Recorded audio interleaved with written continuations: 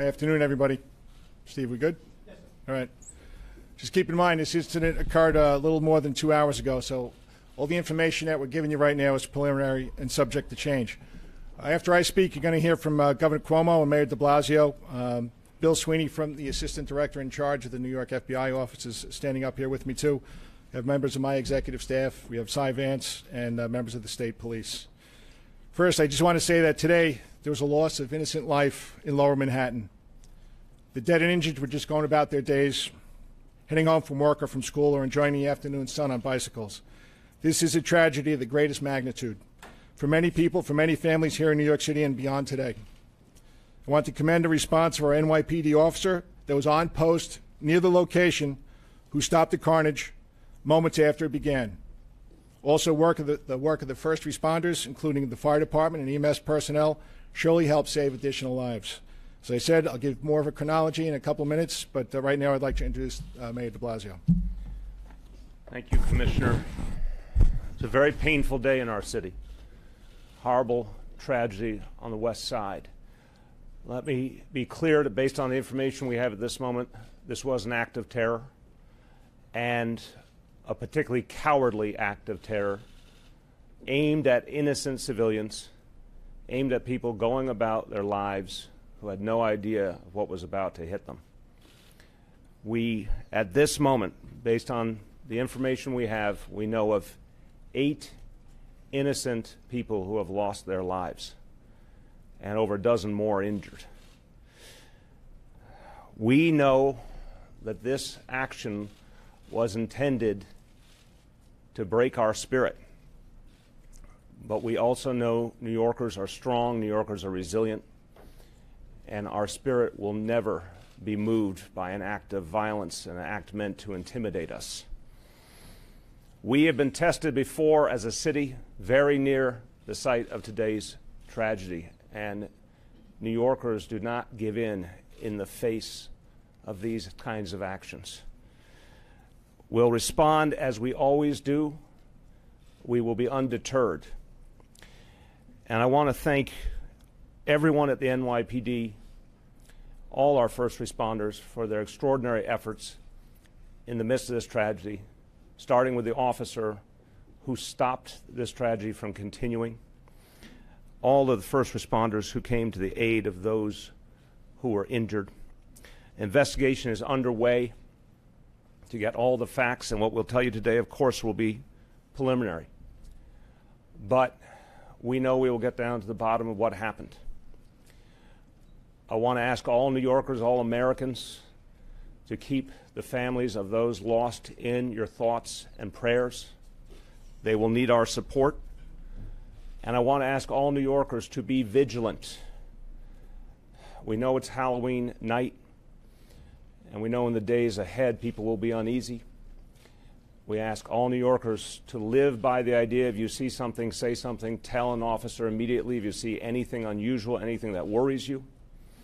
Be vigilant, and know that there will be extensive additional employments of NYPD officers this evening and throughout the days ahead. We will also keep you posted as this investigation continues and as the NYPD gains more information. Governor Cuomo. Thank you. First, our thoughts and prayers are with those New Yorkers who we lost today. It reminds us all how precious life is. They left the house this morning. They were enjoying the beautiful west side of Manhattan on a beautiful fall day, and they're not going to be returning home. And that shock and that pain is going to be very real. And our thoughts and our prayers are with all of them. Our first responders did an extraordinary job. The NYPD, the FDNY, the FBI, the New York State Police, EMS. We have the finest security on the globe.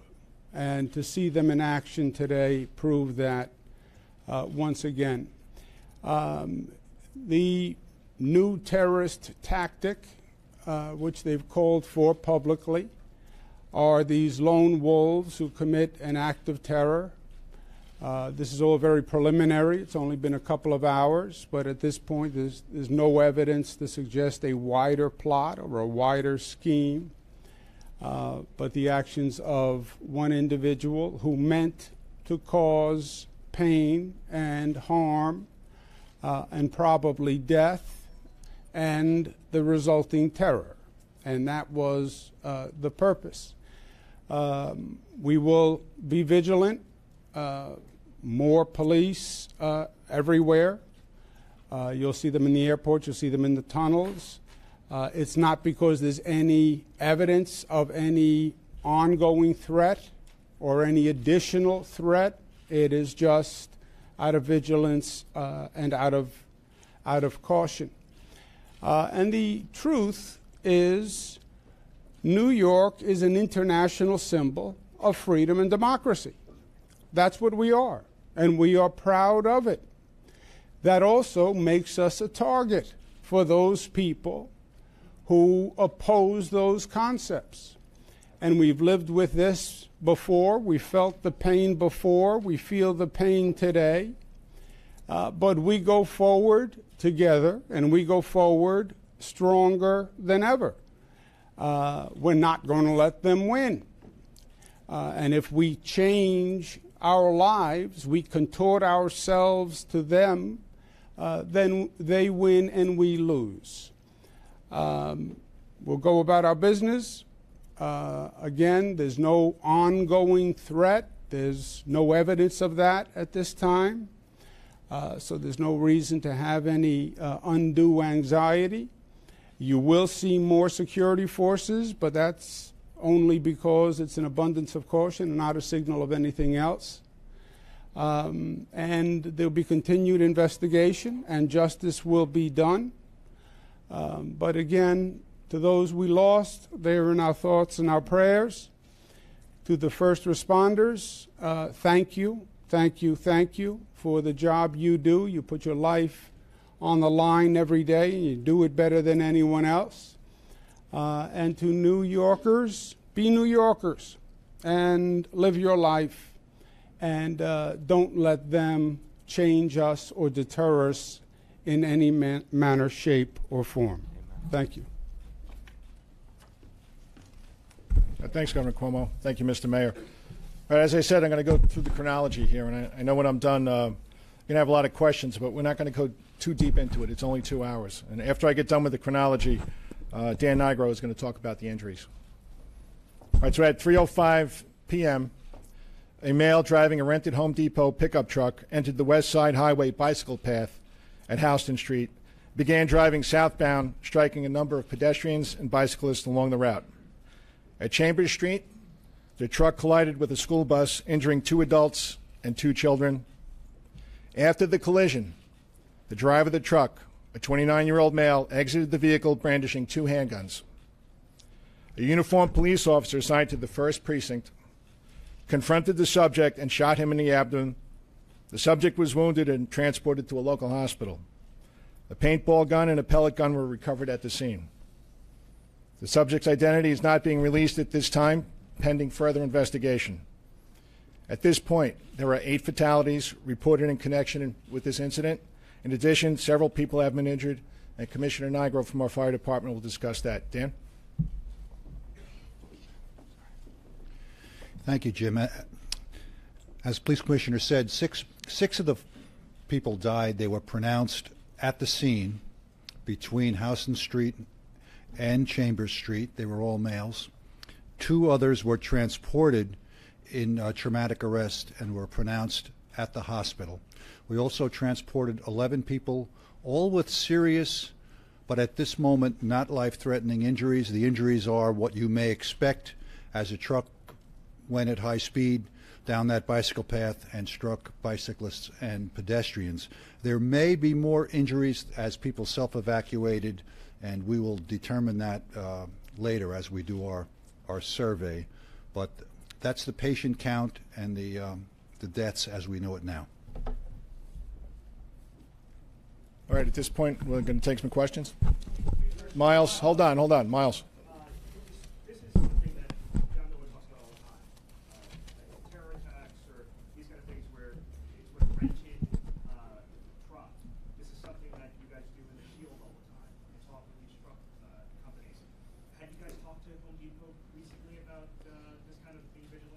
Hey, John, you want to talk about the program a little bit? So as you know, through the SHIELD program, we do a very wide outreach. We have just under 20,000 members in the private sector. After ISIS, Rumiyah magazine came out with the issue just about 2 years ago around this time of year, suggesting car attacks. You'll recall one of the targets they suggested was the Thanksgiving Day parade. We went and did extensive outreach to the truck rental business. We visited over 148 truck rental locations in this area, the obvious ones, U-Haul, Ryder, Home Depot, etc., and talked about suspicious indicators, ways to come forward.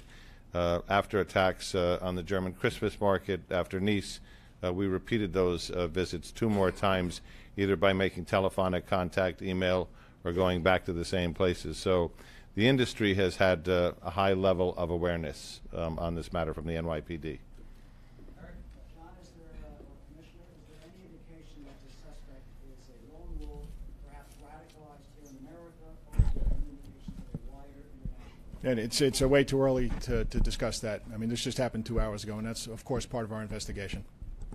We've heard about some police activity up at 16th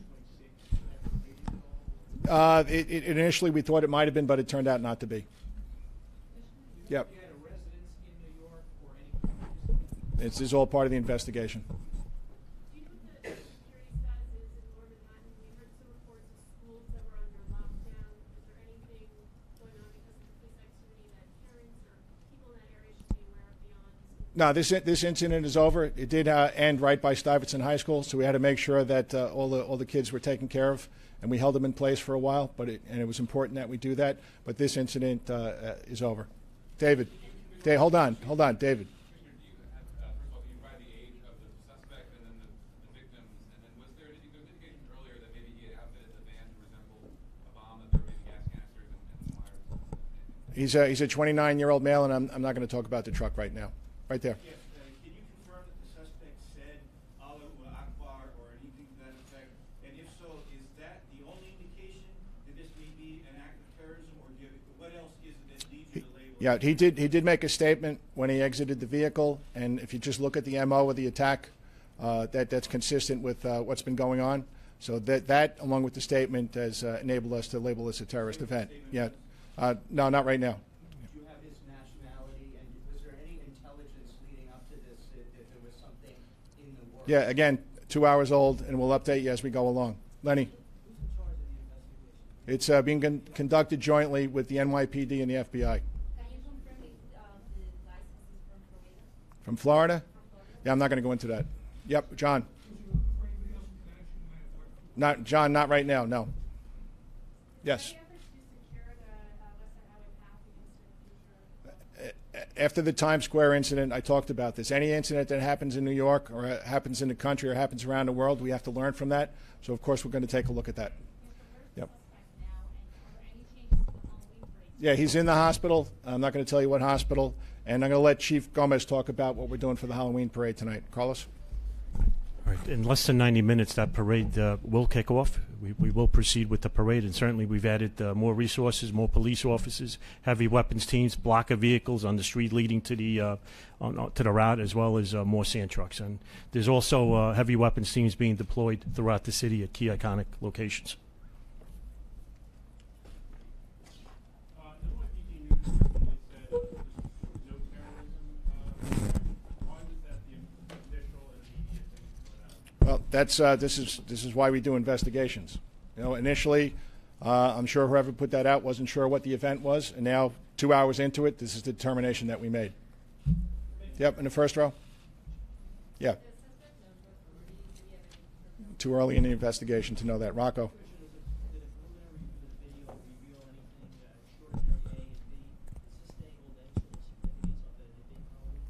I haven't looked at the video yet. We're retrieving as much video as possible. What we do know is he entered the bike path at Houston Street and he exited the bike path at Chambers Street when he collided with the school bus. And there are no intersections on the west side of the bike path between Houston and Chambers. And hold on 1 second, in the back there. Dan, do you have that? They're among the Yeah. All right, they're among the injured that are serious but not life-threatening. Yes? Were they the only 2 children on the bus at the time, and which Home Depot was the van rented from? We're not going to talk about where the Home Depot was rented from just yet. And Bob, do we know how many people were on the bus? 4 total, 2 adults, 2 children. There were 2 adults and 2 children on the school bus. In the back, Lisa? Where he came into the city? Don't know. That's part of the investigation. Yep.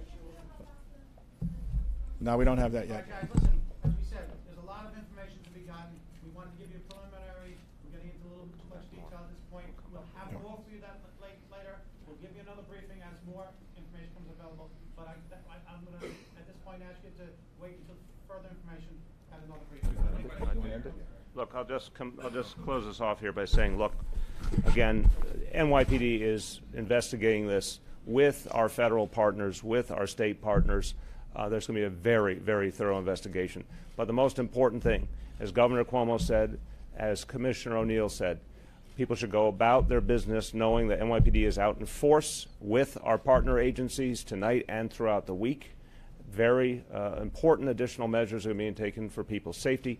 But the bottom line is we are going to go about our business in this city. We're not going to be deterred. And we'll get you updates later on in the evening. Thanks, everyone. Thank you very much.